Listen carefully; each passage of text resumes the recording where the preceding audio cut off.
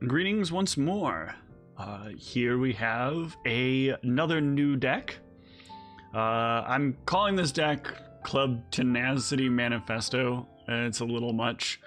I really just wanted the name to say what the deck does. It plays Club Illusion, it plays Steely Tenacity, and it plays Anarch Manifesto. What we're trying to sort of do here is build ourselves our own little Arcadian. So we want a vampire that bleeds at +1 bleed with +1 stealth inherently and never runs out of that ability.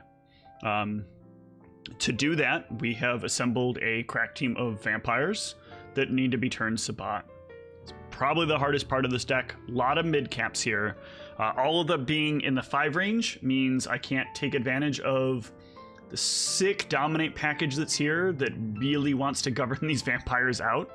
I think this is the most painful part of when I was putting the crypt together. Is this is the most optimal crypt I can find. I'm always welcome to more suggestions on it, but this is a very interesting layout. But we're playing 2 copies of Louis, 1 copy of Black Lotus, Catherine Dubois, Christos, other Louis, 1 copy of Inferior Louis, so we can maybe merge them every once in a while, and 1 copy of Robin. Superior doesn't matter as much in this deck. We're not playing too many cards that depend on Superior. Really only playing Bonding here. And Bonding is mostly going to get used as a bleed enhancer, not really as a stealth bleed card. But it can for a couple of vampires. Catherine and Black Lotus would be happy to use them that way. And an advanced Louis could do it as well. Also playing a couple of copies of Reformation for some additional usage. We're playing 1 copy of Legacy because it's not critical we get Superior Louis. It's just nice if we do, and we can burn it if that's not happening. 1 copy of Vulture's Buffet. I do really like this card. If you're going to have vampires with Obfuscate, you might as well have a way to deal with eating at least 1, if you can somehow get it back, if not more ways to deal with Emerald Legionnaires. We're also playing a rather expensive equipment package. We're playing 3 flamethrowers, 1 AK-47, a K-Pist M45, and an Ivory Bow. The goal here is to have some disguise surprises in our weapons package that will hopefully add some intimidation while we're working on getting our setup online with Anarch Manifesto. We're also playing Memory Rift and Smoke and Mirrors as some stealth, though not very many Smoke and Mirrors. Oh, and Veil the Legions. We're not playing many Smoke and Mirrors because bleeding is the deck's primary strategy. These really are only going to try to help you get Anarch Manifestos out. And then for our master package, it's pretty straightforward. We're playing an Anarch Free Press because the hunt is going to be the more beneficial part of this card.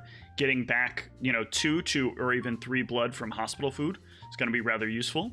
I think this is a package that, at the very least, hospital food should probably be in more Anarch Weenie bleed decks, but it's a personal opinion, obviously. But I think these 2 cards can go a long way. Also, a copy of Anarch Railroad. Feel like it's mandatory that you play this when you're playing Anarchs, which is sometimes annoying. 1 copy of Carfax Abbey, because we need a hunting ground that isn't just poachers, because poachers doesn't always work. 2 copies of Club Illusion. We do want to get this card online if we can, because if we can, we get to bleed for 3 every turn at +1 stealth. 7 copies of Hackerspace. This is how we're hoping to pay for our Steely Tenacity. And I'd like to thank Hobgoblin for the deck idea here, or at least this interaction idea. Every time you play an Anarch Convert, you get a counter on Hackerspace. Every time Anarch Convert converts someone, you get a counter on Hackerspace. So it's 2 counters for every Anarch Convert you put forward. So you're paying 1 to discount your weapons by 2. Not a bad strategy. We're also playing a copy of Heidelberg. Heidelberg is pretty good here. Then we're playing 7 Life in the Cities because our vampires really need to have blood. It is a costly deck, playing Steely Tenacities. Keep in mind we're going to discard a lot of these too. You're not really going to need this many because this card gets replaced automatically. You don't replace it when you play it, but if you would replace it, you instead take it from your ash sheep. Doesn't matter if you're successful, you just bring it back to hand. Silly, stupid, good. Yeah.